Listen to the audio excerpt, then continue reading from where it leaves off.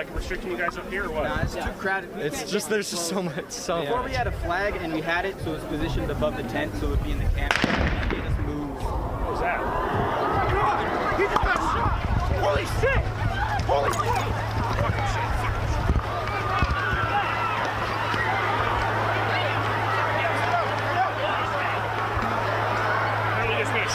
There's been a shooting. We heard shots.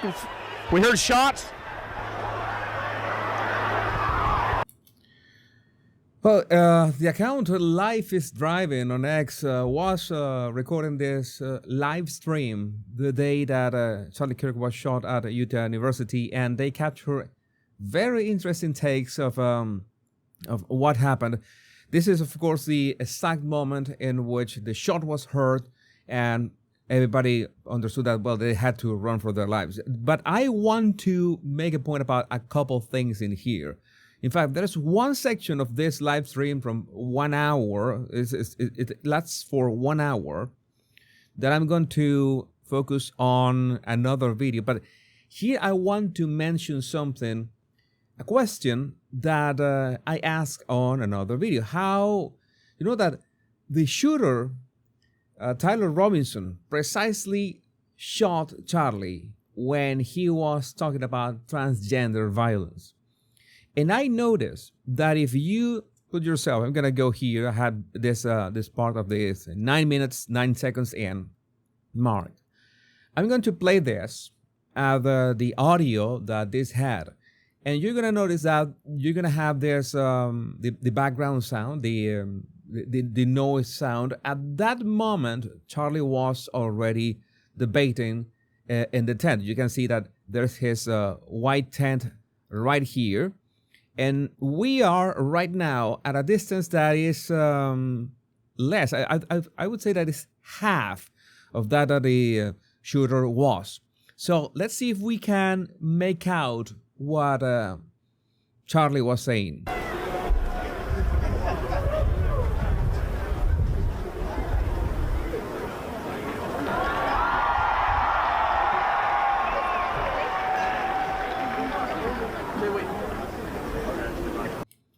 I mean, that's it. We couldn't hear anything. In fact, we could hear when the people were cheering. Maybe it was something that somebody said or something that Charlie answered or replied, but we don't hear anything about the debate itself. That's the first thing that I was looking for. I hadn't seen this footage up until today, as in the raw footage. And the first thing that I was looking for is that, can you hear, even from half the distance, like 100 yards, a bit less than 100 yards, could you make out what they were saying?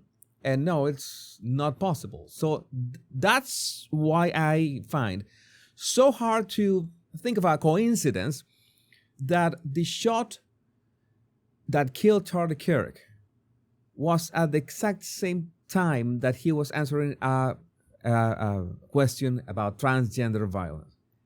Because the shooter couldn't have heard what they were talking about. Because, okay, one thing is that you can hear something with speakers, with amplification. Okay, that is one thing. But there was a lot of noise.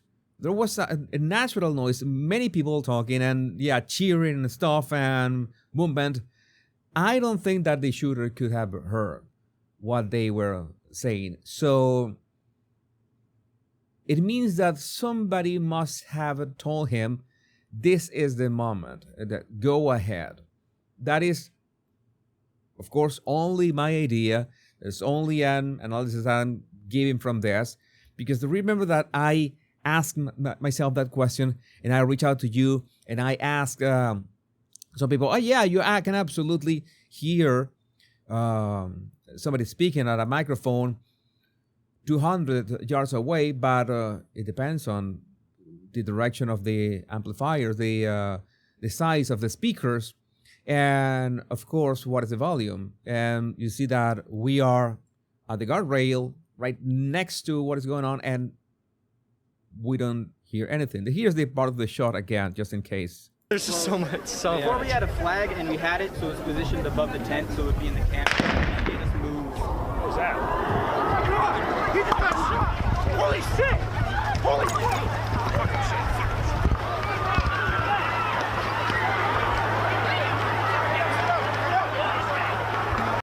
Oh, and by the way, if you are interested, and I'm pretty sure that many of you have followed that story, you remember the guy who stood up and began cheering and celebrating and stuff. I think I can spot him. The camera is steady at one point. Gonna tell you, there he is. It's this shape here. Here you can see his arms. He's flailing his arms in the air. You see him right here. Then he stands up and begins to cheer. He says that he wanted to do something like Trump at Butler, USA, USA. That was what he's doing. Who was recording him, by the way? I think this was this girl right here. It was like this girl right here who was recording him. He began flailing his arms. People begin to run, and people are starting to run, and he's still there flailing his arms. You see it? I'm circling it with the mouse just in case you can see it. He's flailing. It turns around, and then, well, that's when people really start to run away. There are other strange parts. The part that I tell you that I'm going to dedicate a complete video because we need to take a look at it with, detail, is that a suspicious man just disassembling the cameras right next to Charlie Kirk. But before, again, I'm going to make another video, a dedicated video. This is another part that nobody seems to explain. They were interviewing this account. I'm going to tell you this.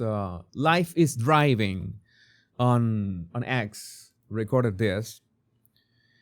They recorded this part. Yes, I saw him. What's it called? Are you? They were interviewing this young man about what happened, and all of a sudden he was interrupted by what we think it's were his friends. Yes, you're live right now. Well, we're recording. I don't know if we're live because of the cell service. So, Hang on. I was standing in probably the third. Okay. I was standing from probably the third row in the bottom. I saw hit. I heard the shot ring out. I looked to my left, and then I looked over to my right. I saw him slump over in his chair forward. He slumped over. He had blood coming from the left side of his neck down his shirt, and he slumped over and he was carried off. We're not doing it. I'm sorry. Get off me! Get off me! Emotions are running high right now. Yeah, I didn't get that part. Afterwards, this is what happens. Afterwards, we're gonna play this in slow motion while I'll talk. They were like talking it out. I think that the other guy was trying to tell him, don't talk to anybody. As in, what would be the problem? It's not like if he was the only witness. Like many people saw what happened. A lot of people. I would say that. Hundreds of people saw what happened. Maybe tens of dozens of people saw very close what happened. So I don't know what would be the problem, but they are talking to him and like not allowing him to talk. I was absolutely strange in so many accounts. But again, this goes on for a while.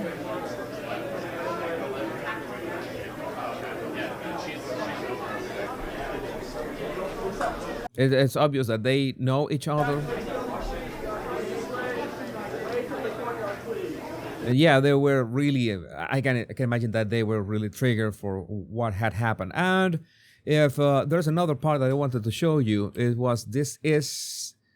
If you remember the footage released by the FBI, this was the area in which the shooter ran and jumped down to the grass and then ran. This is the area. If you're watching the video, you see that there are people on the roof. I guess that there were law enforcement officers because this is obviously the shooter. There they are. They're scouting. Maybe they had already found the the bullets, and yeah, that was pretty much it. But my point in this is that the most important thing that I took from this footage is that the shooter couldn't have heard what they were debating. I watched the entire part of this. The camera was all around the campus at a certain distance, like 50 yards or something more, maybe 100 yards. And he was not speaking into the microphone. The microphone was taking the general noise of the ambience of everything that was going on. And you couldn't make out what they were saying.